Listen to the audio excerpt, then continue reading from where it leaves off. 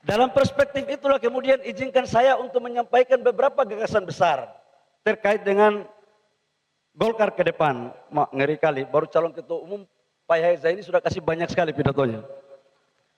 Ampun saya Pak Yahya. Bapak Ibu semua, saya berkeyakinan untuk Partai Golkar ke depan, untuk bisa melakukan transformasi, harus tetap berpijak pada cita-cita dalam perahu perjuangan, memperkokoh semangat karya kekaryaan, tidak pernah berhenti untuk senantiasa melaksanakan pembaharuan dan pembangunan. Untuk itu, dalam kepemimpinan Partai Golkar 5 tahun ke depan akan dipandu oleh visi sebagai berikut. Transformasi Partai Golkar menjadi partai modern yang solid dan mengakar untuk menuju kemenangan. Dalam konteks itulah kemudian saya membagi menjadi dua untuk kita bisa menang. Ada internal dan ada eksternal. Saya dulu waktu menjadi kader Golkar masih mengikuti apa yang disebut dengan karakter DES. Saya tidak tahu sekarang masih ada atau tidak itu karakter DES. Nah, di dalam karakter DES itu kita diajari tentang tata kelola organisasi dan konsolidasi organisasi. Ada mekanisme-mekanisme pengambilan keputusan.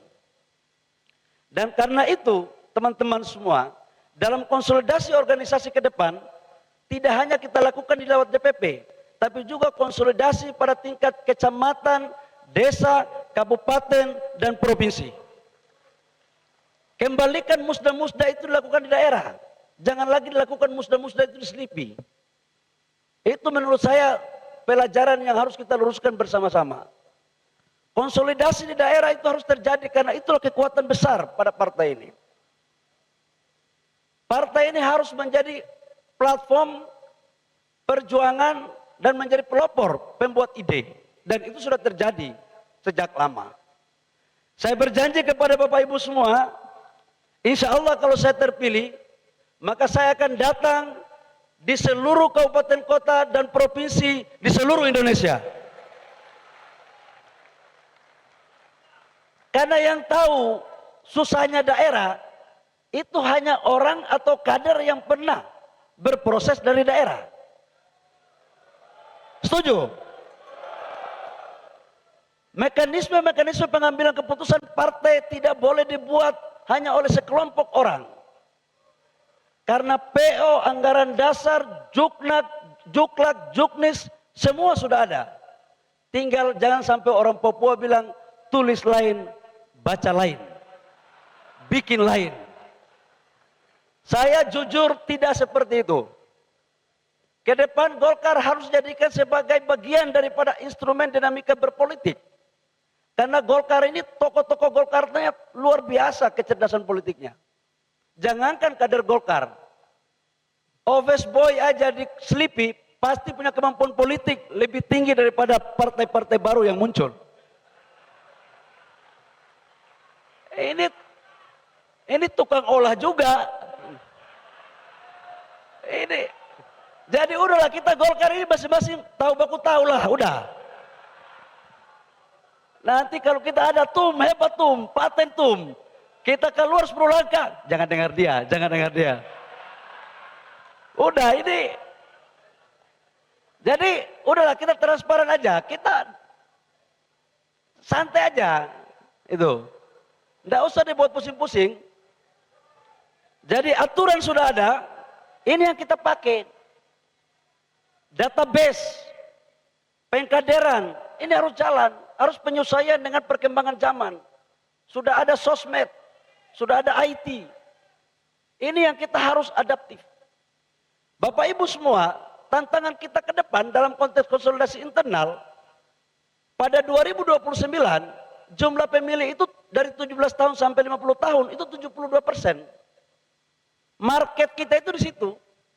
Jadi kalau kita tidak mampu melakukan penyesuaian, dalam rangka bagaimana meraih pemikiran mereka dan simpati mereka, maka kita tidak akan bisa menjadi partai yang lebih baik dari sekarang. Karena penentukan pemilih itu adalah mereka sendiri. Dalam perspektif itu, saya ingin membagi menjadi 3 bagian besar nanti ke depan. Yang pertama adalah struktur yang membidangi organisasi dan kepartaian. Yang kedua adalah struktur yang membidangi pemenangan pemilu. Karena ujungnya adalah kita harus mendapatkan bagian daripada efek elektoral. Nah mungkin kita bikin pokja-pogjanya banyak. Saya juga izin dalam forum ini, saya mau menyampaikan pengurusnya tidak usah terlalu banyak-banyak. Di bawah 100. Karena semakin banyak pengurus, bukan kita pikirkan program, kita pikir pengurus.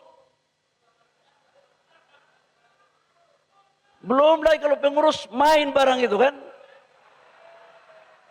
Kita belum jadi ketua umum, sudah ada yang koordinasi duluan ke komandan-komandan gitu.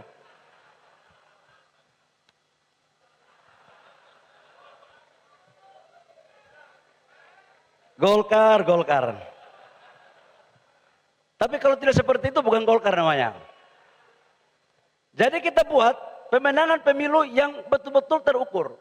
Ada di bidang milenial, ada di bidang pertanian, ada di bidang entrepreneur, dan macam-macam. Ini yang kita detailkan.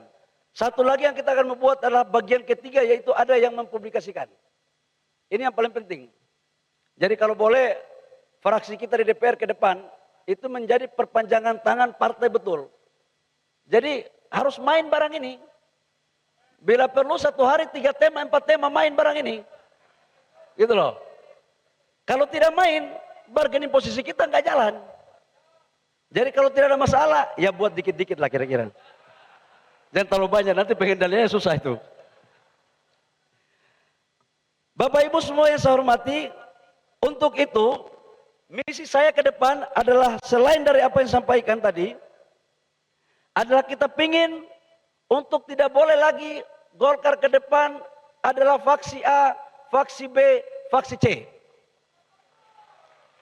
Faksi kita cuma satu, Partai Golkar. Udahlah gaya-gaya lama ini sudahlah bang abang semua, mohon maaf. Udah, saya minta tolong, udah. Kita sama-sama tahu ini. Saya kadang-kadang mengolah senior-senior. Kadang-kadang senior-senior juga olah saya. Ya. Dan ini semua kan baku tahu kartu semua ini. Jadi kalau bisa olah saya besok itu usahakan ada sedikit ilmu olah yang baru. Jangan ilmu olah lama, karena sebagian ilmu olah itu saya yang ciptakan. Jadi kalau Pak Dev, besok kita mulai bicara kreatif dikit untuk membuat olahan. Dev, sorry ya, hanya kau yang saya bisa canda soalnya.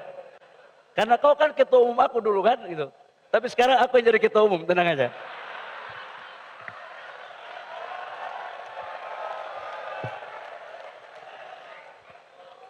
Maman mana Maman?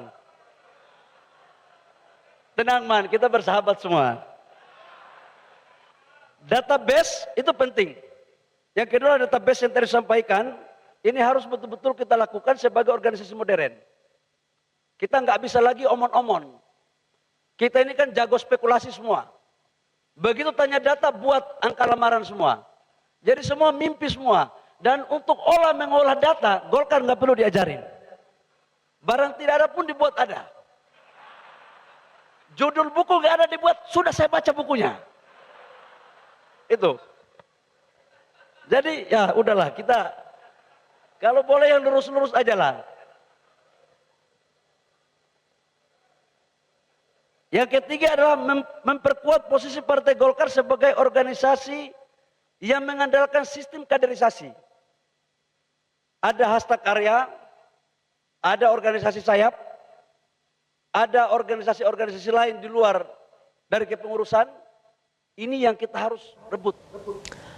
Pak Bersa, itu tadi cuplikan apa yang disampaikan Bahlil Lahadalia dalam pidatonya pada saat ditetapkan sebagai calon tunggal ketum Golkar. Nanti usai jeda di Metro Siang akan kami hadirkan untuk Anda. Usai penetapan Bahlil Lahadalia sebagai calon tunggal ketum Golkar hari ini, bagaimana peta politik dan dinamikanya bersama pengamat politik Henry Satrio. Sesaat lagi.